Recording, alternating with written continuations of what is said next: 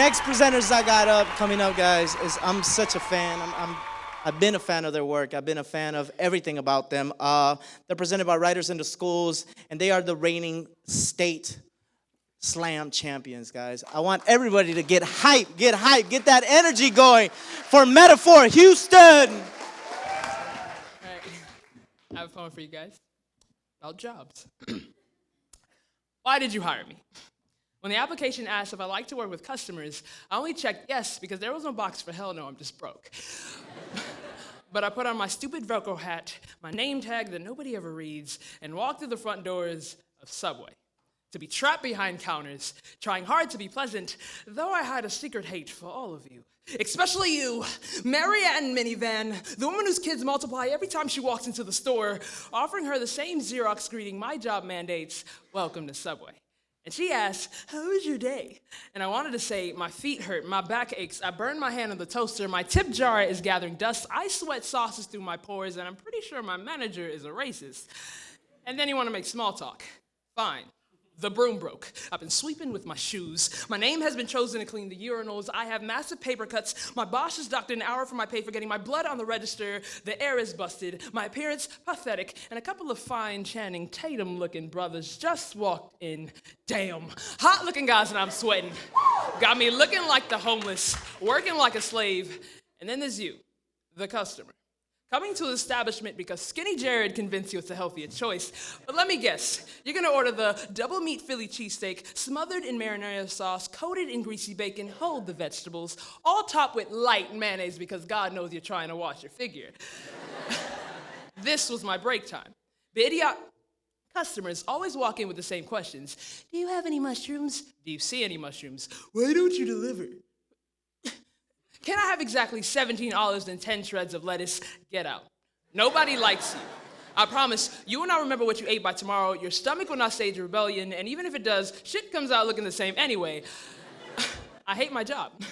I hate the surroundings of my job. I hate that I have a diploma from Subway College and it's framed. I hate that I'm referred to as a sandwich artist. I hate that this glass is not tinted so I can't spit in your food. And while you earn your salary checks, I work more hours than the number I get paid. And I don't know who FICA is, but he's stealing all my money. Curse this dead-end job that DeVry, ITT Tech, and the guy from Everest College warned me about. And curse you, Marianne Minivan, with your bad kids who aren't even worth a metaphor. But my day has been swell.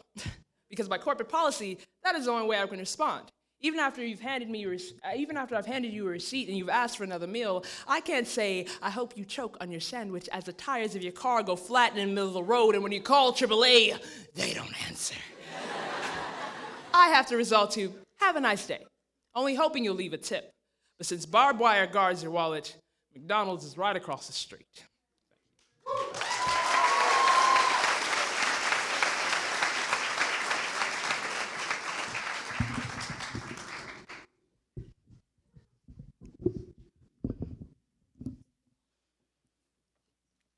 I remember waiting for him to pick me up for our big dance.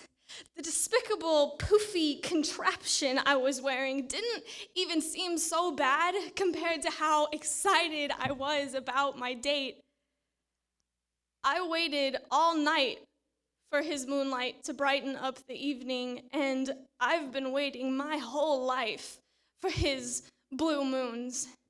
Daddy, you always said I was the most beautiful sunrise, like a sundial. You sleep at dusk to awake at dawn, trying to live in the sun as if to trick yourself into thinking that you've diverged from the path you're on, a path that leaves you lost in a self-induced darkness thickening from the smoke of your crack pipe.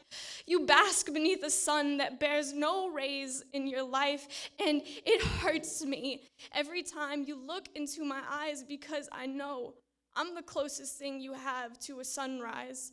But when I look at you, all I see is a shadow of a man drawn by the fingers of long-distance phone calls, ritualistic letters, impatient promises.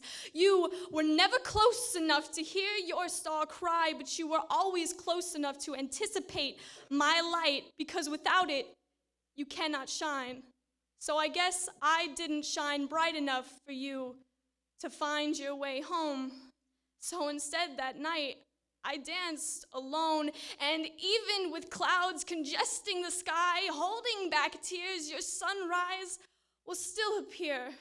Forever able to forgive because I can't let go of this fantasy of filling in your silhouette with a father. With each relapse, I have to wait even longer, but absence is just part of your cycle because the moon is always going through these phases, and yet I still believed your promise to change for the better because your lies were spoken in a different language that innocence can't understand.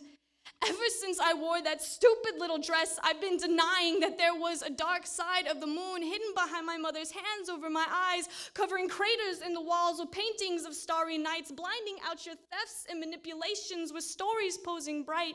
She kept you away when you weren't sober. Fast forward 3 months, only to rewind it again, your show is over. Daddy, if after 50 years, all you have to be proud of is my birth certificate, then you've yet to find your purpose in life. What's the point of waking to watch the sunrise when all you do with your day is add a tally mark to the number of days you haven't died?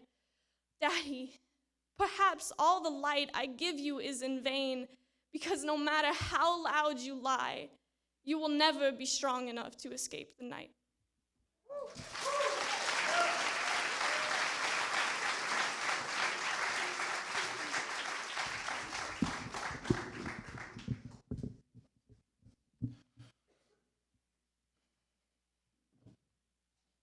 How does it feel to be the God watching innocence burned alive as if it were a glorified campfire? Molestation motion pictures embedded and reposted, premature porn stars pixelated for retweets, status updates, and featured YouTube clips. Rape victims aren't seen or heard in the dark, but are viewed as timeline highlights. Choose a falling star. Double-click to favorite. The gravesite of innocence rekindled by the retweet, an American woman traveling in northern India gang raped, and share this link, invading MySpace, African child molested by teenage girl, share this link, victims' virginities gone viral, sex tapes as accessible as logging in, searching for dark secrets. For anyone to tumble upon, losing connection with humanity to play internet god stalkers, masked by monitors, man's most disgusting moments, social media's greatest hits. We leave victims of publications trapped on worldwide webs and praise the spider. We praise the spider, repeating the acts that we choose to share, knowing that we are capable of watching real events without caring is when I am most ashamed. I've never seen a condolence comment. The URL of our mindset has become a disabled firewall to the real world. We leave tabs open for inhumane acts. So long as we have a .com, it's time to log off. Have a moment of inactivity for the victims who have been plastered on Facebooks of shame. Close the pornography pages that rape victims can't tear out of their memory. This poem is the antivirus to uncage those whose wings have been tarnished by internet bird cages, letting them know that their love past their internet history, deleting their accounts, not holding them accountable for their skeletons. This poem is the antivirus. It's time to shut down so we can reconnect. We've allowed too many people to drown in the waves of the social media while we continue to surf the net. It's time to start throwing life raps before another media frenzy becomes dinner to our news feeds, before another star is created on the sky of our social networks and we become the users we were taught to report.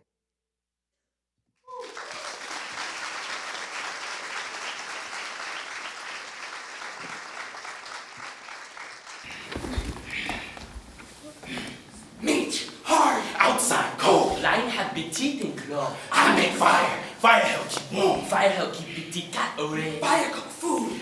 We learn to make fire, but are still cavemen in thought. Technology has cropped the spark out of critical thinking. How many does it take to screw in a light bulb? Ask Siri. We've digressed from turning pages to swiping screens, to having books being read to us again. Why read when we have spark notes? We're dousing our own flames, striking dull matches. We become a slave to the microwave. While Others others begin to rust. When unknowingly leaving yourself in the dark, everything seems to look the same. Free will that has once filled us begins to spill out as our minds empty, gather dust. Our drive for discovery is fading quickly. Opening windows is closing doors, rich in technology but poor in innovation.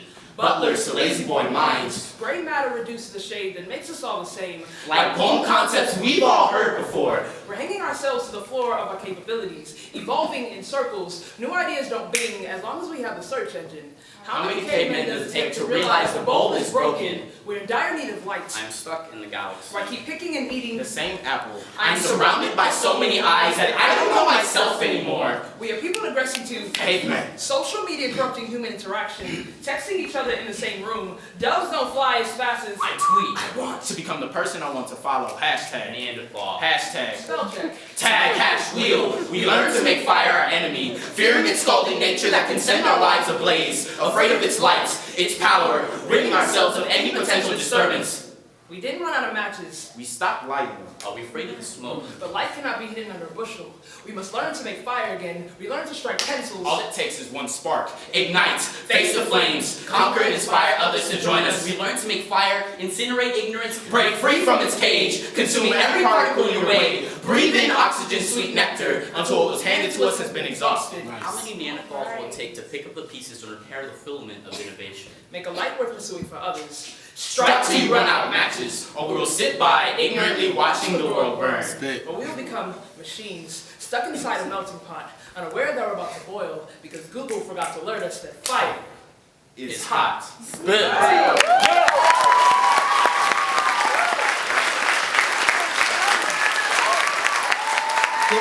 it up, Metaphor Houston, guys.